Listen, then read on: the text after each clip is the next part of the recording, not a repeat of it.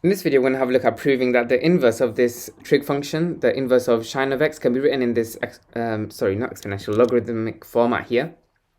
So to start with, I've created a 4-step method, which I think simplifies things quite a lot and condenses all the information. So we're going to start by, well, the expression that we're trying to replace is the inverse sin of x, and we're going to write that out as x. Or, well, y is equal to inverse sin of x. We're going to start by applying sin to both sides of the expression, and when you do that to the left hand side, you'll be left with just sin of y. When you apply that to the right hand side, it cancels out with the inverse sin, leaving you with just x. The next step is to input the function that sin of y can be written in this exponential format. So we can write e to the y minus e to the minus y all over 2 is equal to x.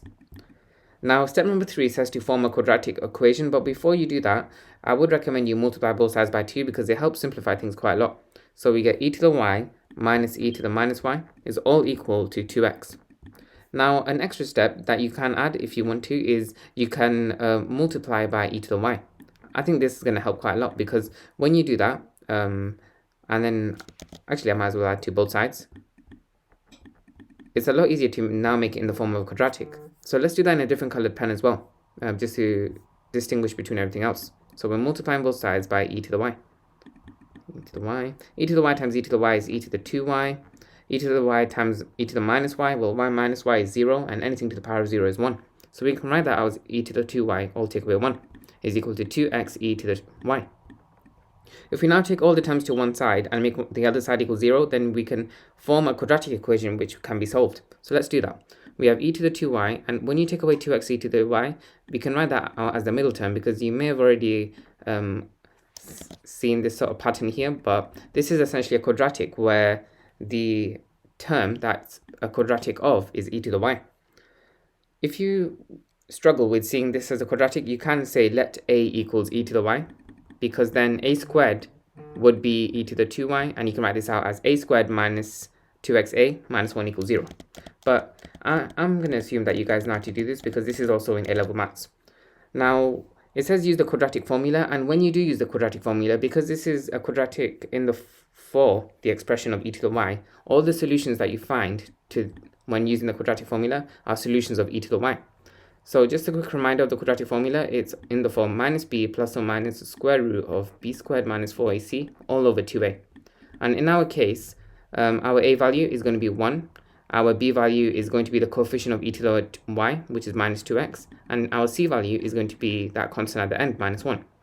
The reason a is 1 is because a is the coefficient of e to the 2y, or e to the y squared if you want to think about it that way, because e to the y squared is equal to e to the 2y. And just a quick reminder, this is a quadratic for e to the y. Okay, now that we've established that, what you'll see is when you put it into that expression, you're going to end up with two solutions. I'm not going to show them because I'm sure you guys know how to deal with... actually, I might as well. So we have minus b, which is minus 2x. So that's positive 2x. The reason I am showing it is because there is one stage that a lot of students make a mistake.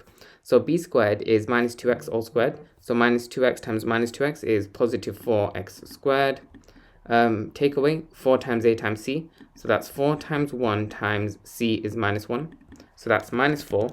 So if we're taking away minus 4, we're essentially adding 4, aren't we? Because a minus and a minus make a plus. And that's all over 2 times a, which is just 2. Now, the mistake that students make is dealing with the square root function. Because essentially, this is like the square root, and then we can factor out 4 from everything that's inside of the square root. So we can write 4 lots of x squared plus 1. You can then write this out as root 4 multiplied by root of x squared plus 1. And root of 4 is just 2. So you can write this out as 2 root x squared plus 1. Meaning you can now write out that e to the y is actually just 2x plus or minus 2 square root x plus 1. So let's write that out. 2 square root x squared plus 1. Sorry, I said x plus 1. All over 2. And now because each of the terms have 2 in them, you can cancel out 2 from each of the terms. And you'll be left with e to the y equals x plus or minus the square root of x squared plus 1. Now, from here, only one of the solutions is valid. And the reason for that is the exponential graph, it never touches the x-axis or goes below the x-axis. Now, x minus the square root of x squared plus 1 will always give you negative values. And that's why we don't include the negative as a solution. And the only solution is e to the y equals x plus the square root of x squared plus 1. To finish things off, we're going to apply the ln to both sides of the expression, which is the fourth and final step. Applying ln to the left-hand side, Well, ln of e to the y, now that we have a logarithm, we can use the power rule where you can bring the power forward as a coefficient. And because ln of e is equal to 1, this is just y times 1, so that's y. And because we applied ln to the left-hand side, we also apply it to the right-hand side now. And when you do that, it will be ln of everything that was already on the right-hand side. So x plus the square root of x squared plus 1.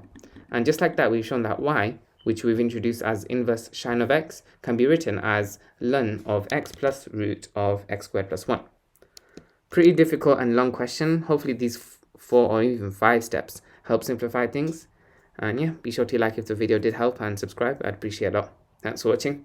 Thanks for watching your video. I hope it helped. If you have any tutoring inquiries for A-Level Further Maths, be sure to hit my website up at www.excelineducation.co.uk.